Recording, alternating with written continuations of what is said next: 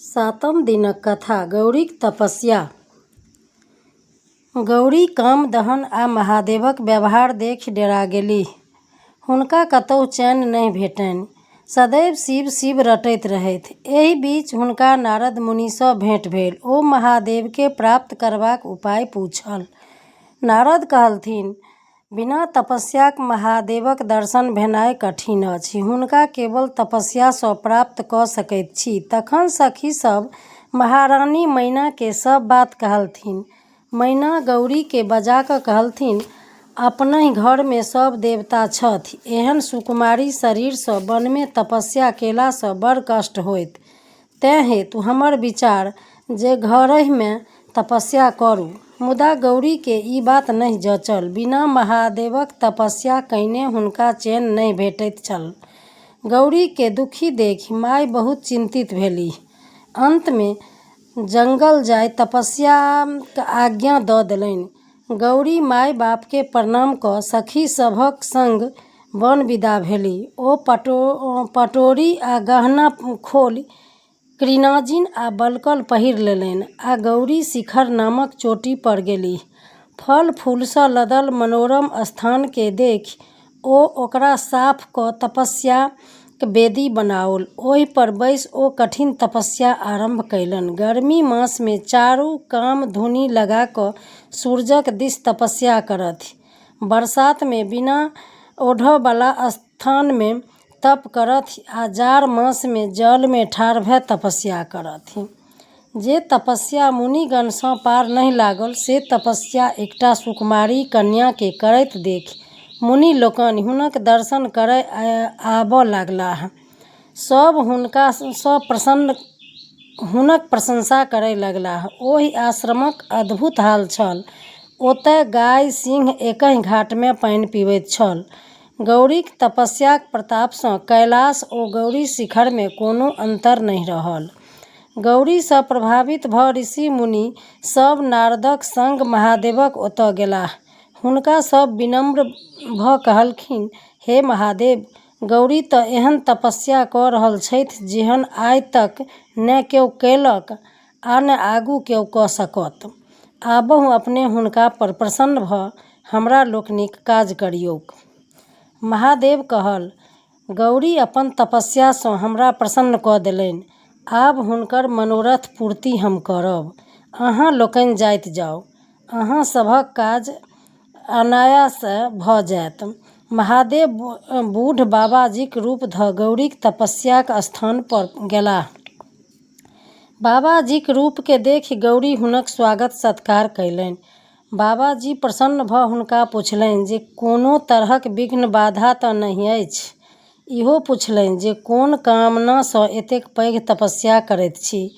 गौरी अपने किछु उत्तर नहि दिअ अपन सखीके इशारा केलनि। ओ कहलथिन जे हमर सखी महादेवसँ विवाह करबाक कामनासँ तपस्या कऽ रहल छथि। जहिये ई तपस्या शुरू केलनि तहिये आश्रममे फल फूल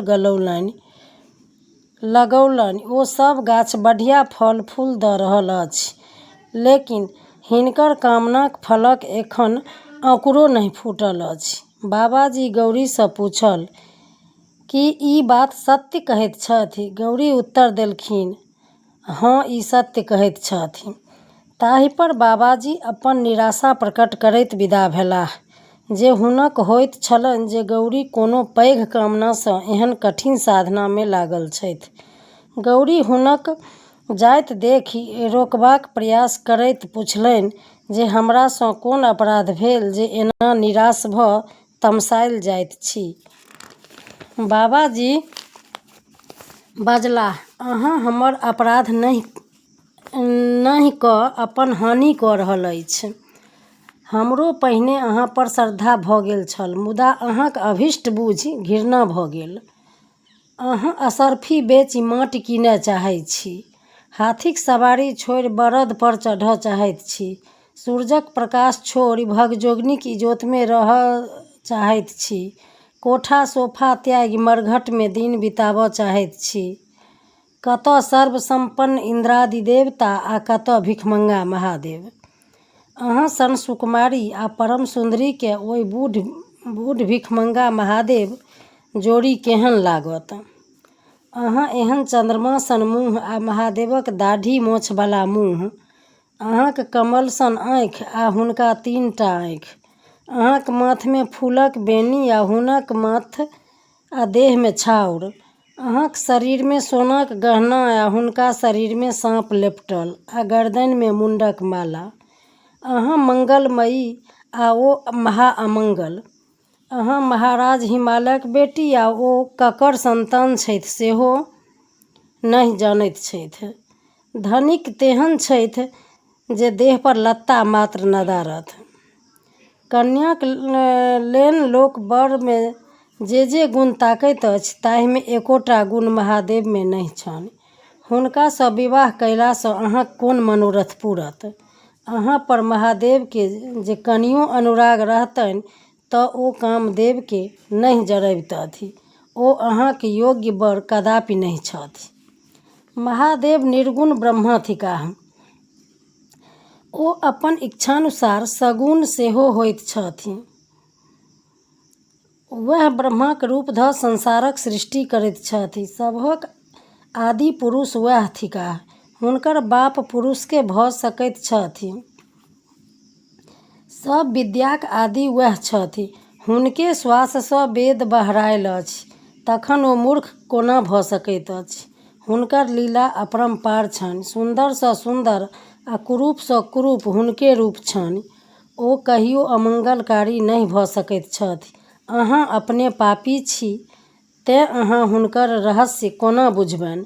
अहाँक हम सत्कार कयल, अहाँसँ गप कयल, एकर हमरा प्रायश्चित करऽ पड़त। बाबाजी फेर किछु बाजऽ लगलाह। गौरी अपन सखीसँ बाबाजीके हटाय देबऽ कहलथिन। ओ कहलथिन जे फेर ई महादेवक निंदा करताह। पैघक निंदा केलासँ करैवलाके सिर्फ पाप नहि होइत अछि, वरन सुननिहारके सेहो होइत छैक। ई कहि गौरी ओतऽसँ तमसा कऽ विदा भऽ गेलीह। बाबाजी तुरंत महादेवक रूप धऽ ठाढ़ भऽ गौरीक बाट रोकि देला। कहल, हम अहाँक तपस्यासँ प्रसन्न छी। जे वरदान मांगब से मांगू। आइसँ हम अहाँक कीनल दास छी। गौरी लाज ओ आनन्दसँ काठ भऽ गेलीह। महादेव कहल, आब अहाँक वियोग हमरा सहल नहि जाइत अछि। कैलाश चलू, ओतहि बियाह करब। गौरी लाजे महादेवके किछु नहि कहि सकलीह। ओ अपन सखी द्वारा कहबौलनि, यदि अहाँ हिनका पर प्रसन्न छियनि तऽ अहाँ हिनकर एतबा अनुरोध मानि लियौन। एखन हिनका बापक घर जेबाक अनुमति दियौन। अहाँ कोनो पैघ लोकके हिनकर पिताक ओतऽ पठा कऽ हिनका संग विवाहक प्रस्ताव करियौन। विवाहक जे प्रचलित नियम अछि ताहि अनुसारे विवाह हो, जाहिसँ हिनक पिताके गृहस्थाश्रम सफल होनि आ यश पसरनि। गौरीक बात मानि महादेव अंतर्ध्यान भऽ गेलाह।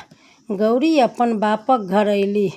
हिमालय आ मैना गौरीक सखीक मुँहेसँ बात सुनि प्रसन्न भेलीह। ऋषि मुनि समाचार पाबितहि हिमालयक ओतऽ अयलाह।